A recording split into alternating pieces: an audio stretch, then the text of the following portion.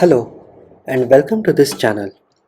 In this video, I'm going to introduce you to a comparatively newer formula which is related to the if functions.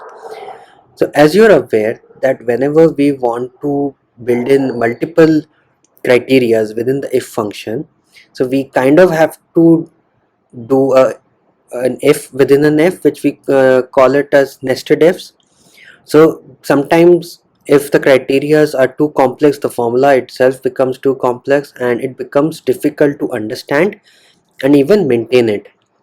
So Excel has introduced a new formula of function which is called ifs, which will help you build in complex or multiple criterias in the formula, and you don't have to use the nested if concept. So in this example, like you can see, I've got few names and I've given them some marks or numbers, and I want to grade them according to this table. So if we wanted to this to be built in an if function, so our formula would have been something like this, which would have been an if within an if function or the nested if. So here you can see that we have started comparing B2, that is the marks cell, that is where the marks is written, that if it is more than 70 it will print out A. If it's more than 60, that is between 70 and 60, it will print out B. If it's between 60 and 50, it will print out C. If it's between 50 and 40, it will print out D. And if it's between 40 and 30, it will print out E. Otherwise it will print out F. So as you can see that there are multiple ifs over here, and each of them having their own sets of brackets and their formulas, and it becomes very difficult if the formula would have been much more complex than this. So you can use the ifs function to replicate the same without all those unnecessary brackets, and it is a lot more tidier than the above one.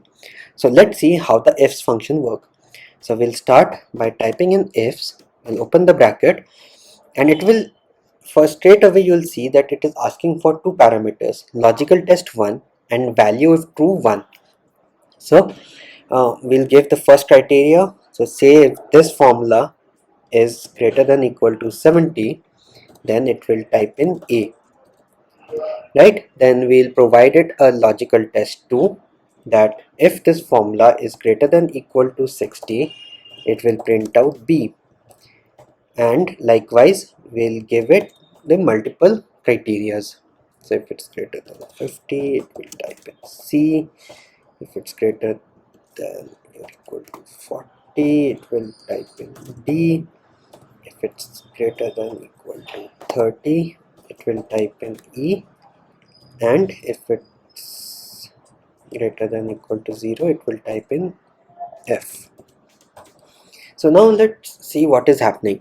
So as you can see that I do not have to open up multiple if functions. Everything is happening within the same if function. So I can make out that which criteria belongs to which condition and how this is working through. So say if this would have included some more functions, it would have been more easier for me to understand.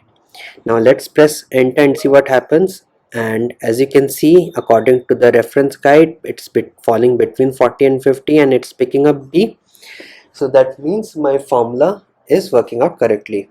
So let's copy this over and paste it into multiple sheet cells, and you can see that this formula is working perfectly. So you do not have to use the nested ifs now going forward. So you can straight away use the ifs function if there are multiple criterias or conditions based on which you want to return a data. Thank you for watching this video. I hope you have learned something new today, and I also hope that you can also use these formulas in your day-to-day life. So thank you once again for seeing this video, and just to remind, subscribe our channel if you have not done that yet, so that you do not miss out any other videos. And give us a thumbs up if you like this video, and also drop in your comments so that we know that whether you're liking it or you want us to capture any other items from MS Excel. So thank you.